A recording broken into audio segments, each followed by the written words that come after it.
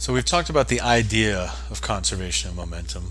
And again, it's a really useful, really powerful principle. So let's talk about how we're going to work these conservation of momentum problems. So as with most of the problems that we see, there's a particular process that we probably want to follow in terms of setting these problems up to ensure that we get to the right answer.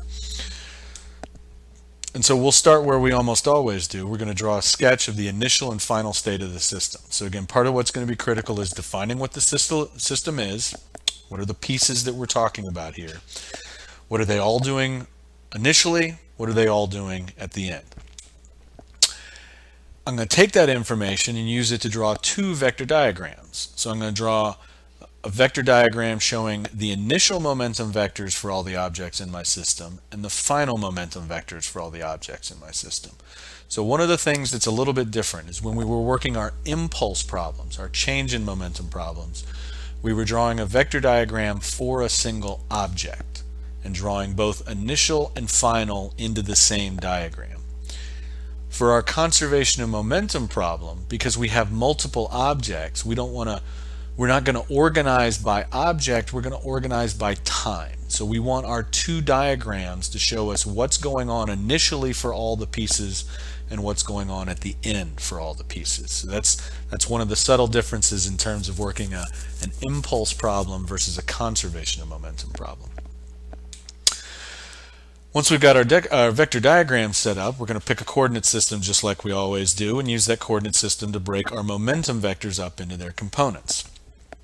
That'll let us set up our conservation of momentum equation, and again we're going to have one equation per dimension. So we'll have the initial momentum of the systems equal to the final momentum of the system, and in a one-dimensional problem we'll have one equation. If we've got a two-dimensional problem we'll have two equations. There will often be equations we can use to calculate the magnitudes of those momentum vectors. We'll take advantage of that, and that'll leave us solving for our unknowns. And again, if you've got a single equation because you've got a one-dimensional problem, then you can only have one unknown. If you've got a two-dimensional problem, then you're going to set up a system of two equations with two unknowns.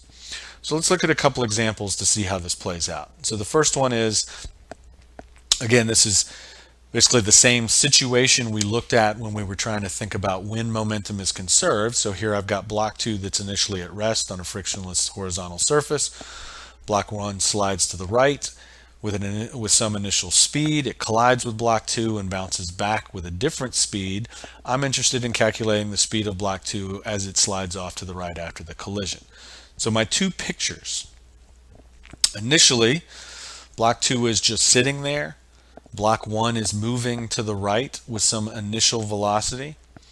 That's the instant right before the collision.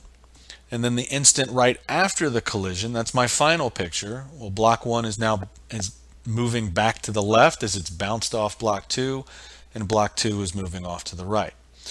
So I'm going to use this information to set up my two vector diagrams. So again, I'm going to draw an initial vector diagram.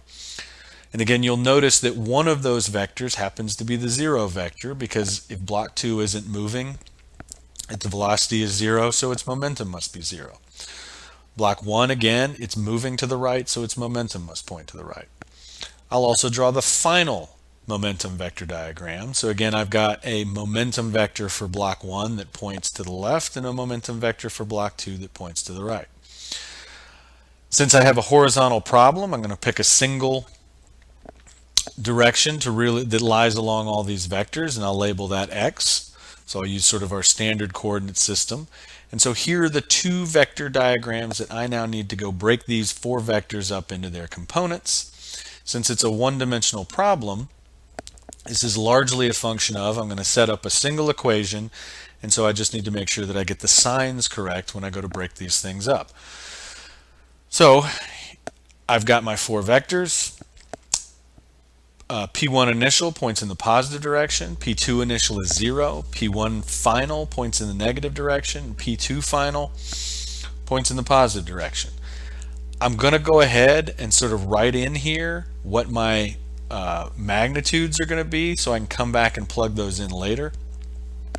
So P1 initial is mass 1 times V1 initial, P1 finals mass 1 times V1 final, P2 finals mass 2 times V2 final. To be very clear, I am definitely defining when I'm setting this up, I'm taking care of the signs, and so my velocities are not components, they're speeds. So I'm saying that negative P1F is negative mass 1 times mass 1's final speed, which is a positive quantity. I've already taken care of the fact that it's moving to the left by taking care of the negative sign right out front. So just be clear, these are not components of velocity vectors, these are speeds. So now I can take that information and set up my equation. Again, I'm setting up the equation that the initial momentum of my system is equal to the final momentum of my system, and so I need to add up all the momentum vectors initially, add up all the momentum vectors finally. I can come back and plug in my magnitudes as I've laid them out, and again I've got a single unknown. It happens to be the speed of block 2 as it slides off to the right after the collision. Solve for that and I end up getting 4.4 meters per second. So again, relatively straightforward as a one-dimensional vector problem.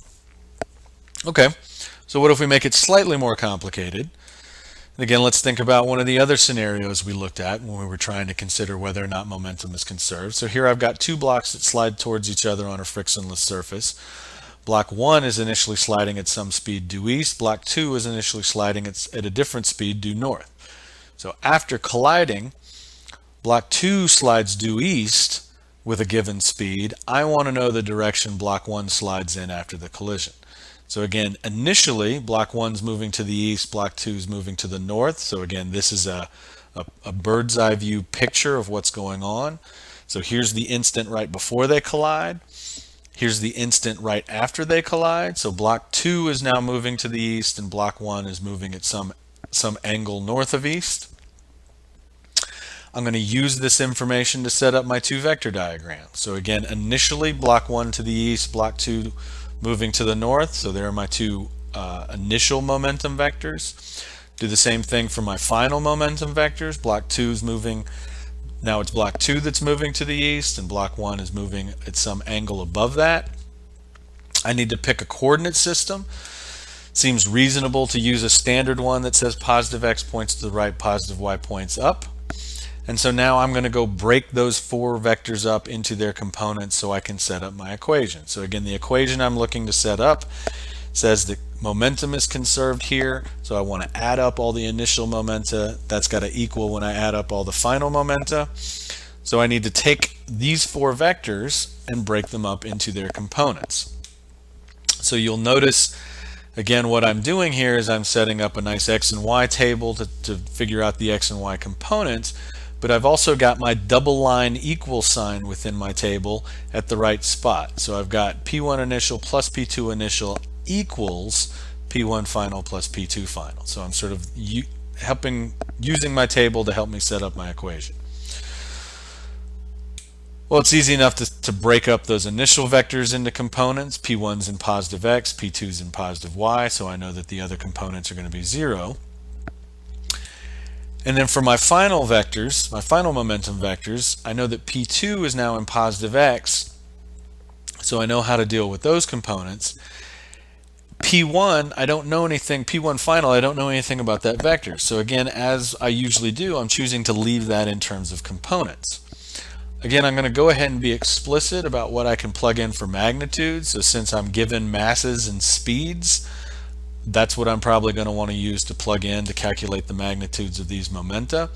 With the only difference being that for P1 final, again, since I'm leaving that in components, I've basically got sort of two things that I'm going to plug in. One that's going to give me the x component of the final velocity vector. The other one that's going to give me the y component of the final velocity vector. So now I can take my table and set up my two equations.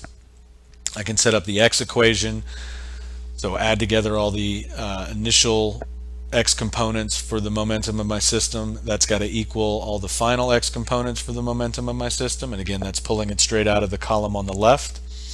I can do the same thing for the y components with the column on the right. I've got my two equations. Now I can come back and make my substitutions for magnitude. So plug in the things I know for magnitudes in my x equation, plug in things I know for magnitudes in my y. So again, I've gone through this process of using my vectors to set up my two equations that I'm going to use to go solve for the direction block 1 sliding after the collision. So again, at this point, it's probably useful to go ahead and say, well, I have my two equations. Let me just be clear about what my two unknowns are. And the way that I've set this up, my two unknowns happen to be the x and y components of the final velocity of block 1. So I know what the masses of both blocks are.